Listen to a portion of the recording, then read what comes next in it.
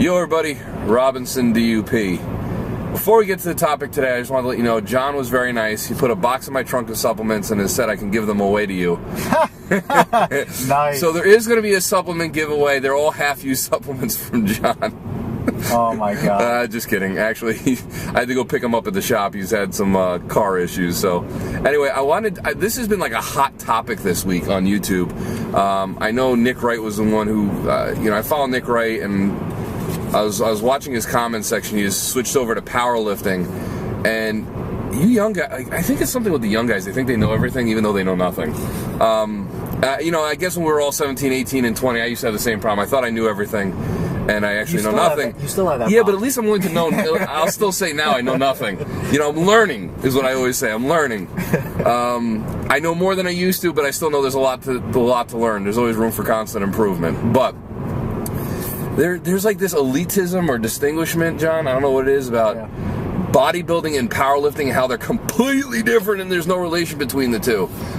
Guys and girls, sorry to inform you, they're pretty much the same, except for a difference in what the end result is.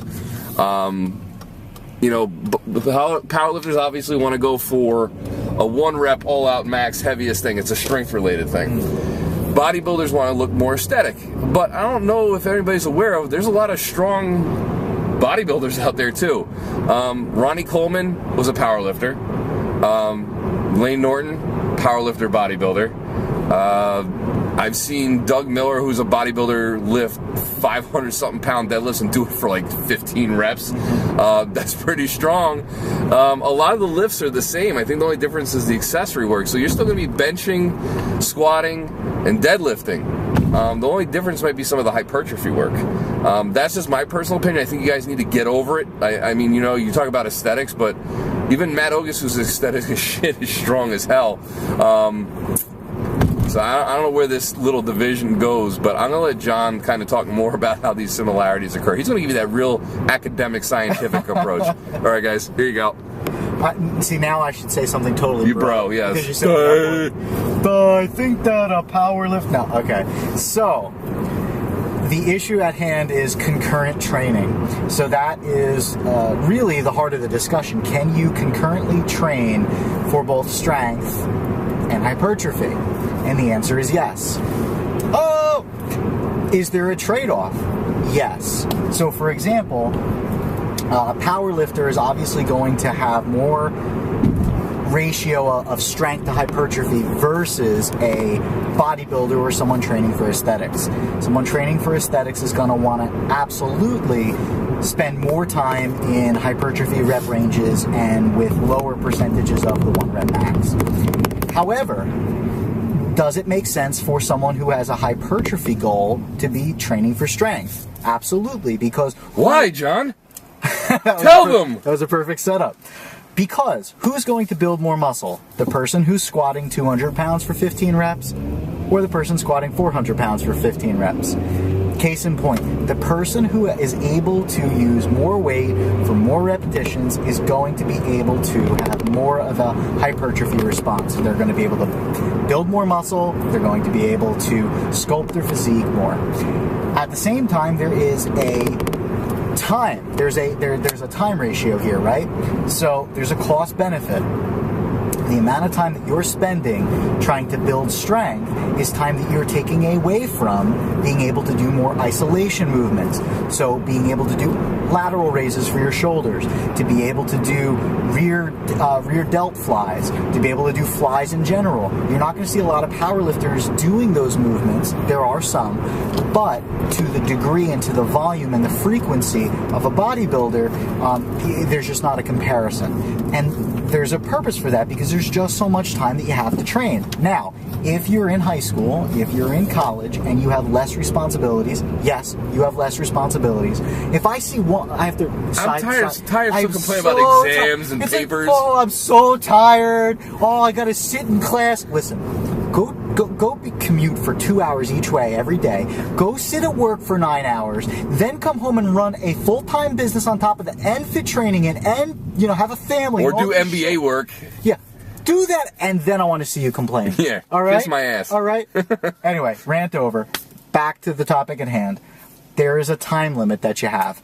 And to people who have less responsibilities, yes, you can spend more time training, and if you can spend more time training, you could pretty much do it all. You could be powerlifting and bodybuilding. There is a trade-off when you get to the point of contest prep because you're going to be weaker. You just will, because you're going to have less food. Caloric deficit, baby. It's the way it works. Can you still be strong? Absolutely. One of the best examples of that is Ben Escrow, who used virtually no cardio in his, he did use no cardio in his contest prep, was able to continue to power lift and get stronger for most of his prep, and he walked on stage with straighter glutes. So just saying, it is possible. Now, how do you balance both? Well, you periodize it by using a periodization model, something if you're not doing, you should be. Thinking about throughout the year, or throughout 2 years or 3 years, how you can maybe fit in powerlifting during your off season to chase the strength gains while still working in isolation movements and bodybuilding specific movements, okay, and hypertrophy rep ranges.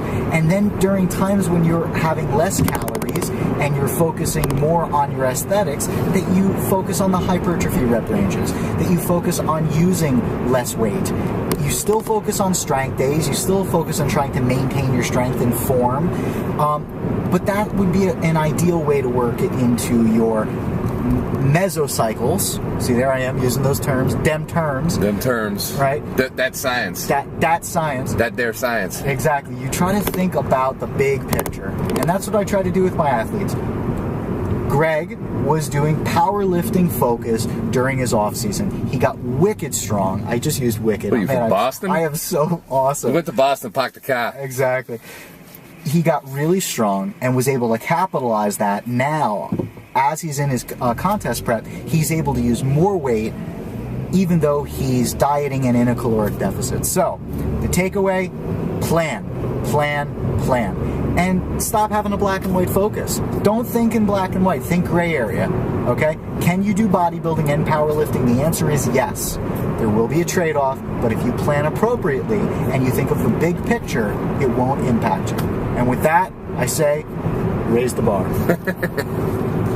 So anyway, guys, see, there's the scientific approach. But when I was using DUP, there was much of there was powerlifting in there. I mean, I was going for 1 rep maxes about every 5 weeks or so after taper weeks. I mean, I went from barely squatting 315 parallel to the video that shows me squatting 455. I've done over a 500-pound deadlift. I had a 395-pound bench, and that also allowed me to then increase the weights I was using in the hypertrophy movements. I think now I have a much more complete physique than I did my first year bodybuilding by going through this method. So what I'm saying is there's benefits to both styles of training. Like John said, it's just a matter of programming properly. Mm-hmm. Where I think where a lot of you guys don't understand, you know, you sit there going, oh yeah, but I train this way or I do that. A lot of you are still winging it when you go into the gym. That's what you're literally doing. You're winging it. You're making up the plan as you go in the door. Whereas John and I and a lot of our athletes, we already have the plan written down in a notebook and or in Excel sheets. And all of our hypertrophy work, our strength work, our power work is all based off of a percentage of our 1 rep max. And that 1 rep max increases, so therefore all those other reps are going to increase in the hypertrophy, strength, and power ranges. So it's about proper planning, being smart, knowing what you're doing, and educating yourself. And stop with the elitism of bodybuilders can't be strong and powerlifters can't look like bodybuilders, because I've seen it in both ways. I've seen it, so well, don't tell me it can't be done. One more thought. As Greg talks, I think, the other piece of this is central nervous system training, okay? What's going to train your central nervous system to be able to handle more weight? Dumbbell presses? Or which is more optimal, dumbbell presses or a flat barbell press with a pause at the chest for 2 seconds like a powerlifter, pressing it, holding it, locking it out, waiting for the command, and then racking it? That's one of my points.